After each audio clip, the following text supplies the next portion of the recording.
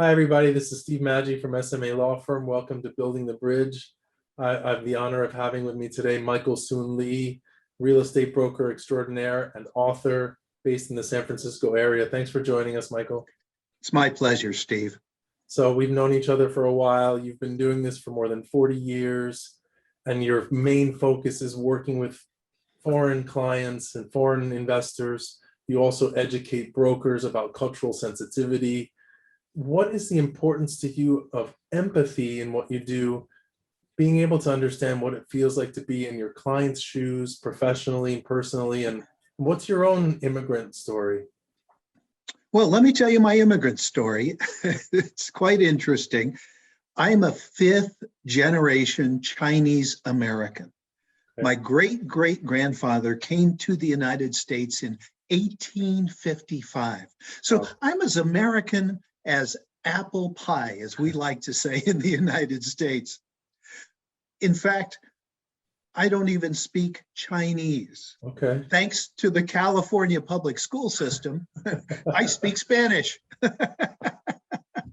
So, when people look at me, they see an Asian, but, I speak English. I don't speak any Chinese. It's an interesting concept to people, but what I have found out over the years, Steve, is that I have a lot of immigrant clients. In fact, in the last 6 months, for example, I've had Brazilian clients. I've had Indian clients, Chinese clients, and people from all over the world. And I think they're drawn to me, and we have a great lifelong relationship because there is this empathy. Absolutely. And for me, where that comes from is I grew up as an American, and yet I was never accepted as an American because of the way I look. Everybody looks at me as a foreign person.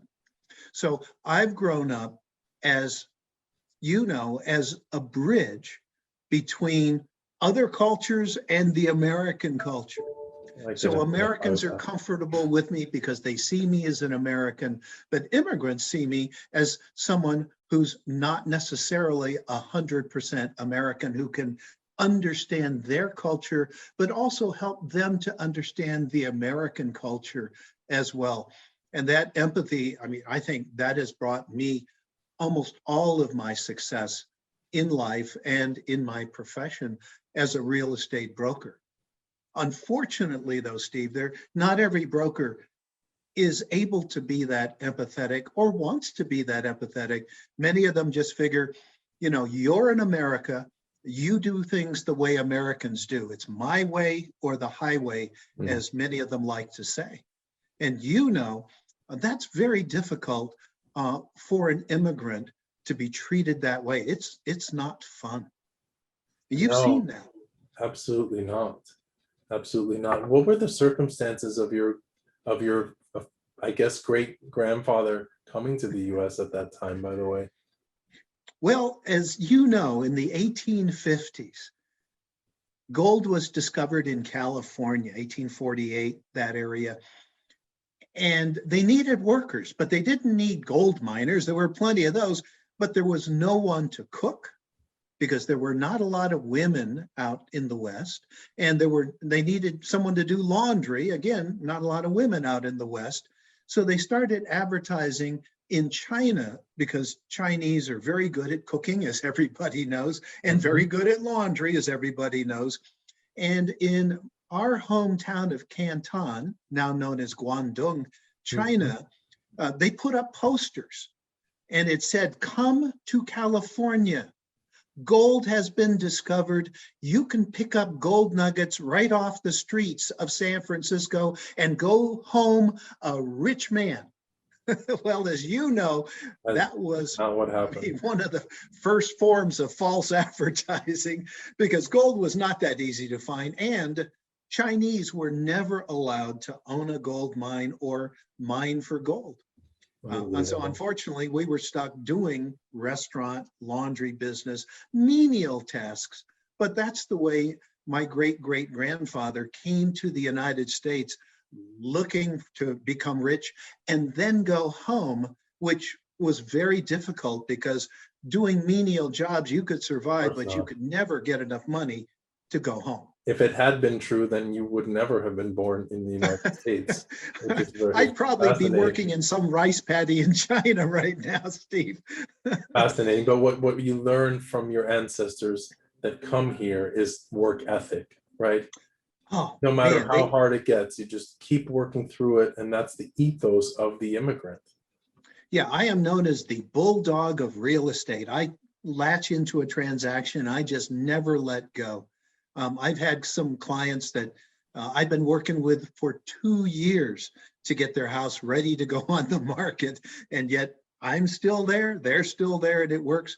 But yeah, that work ethic that immigrants learn, because a lot of us, when we came to the United States, we didn't have a lot of education. So the only thing we could do was work with our hands and with our minds.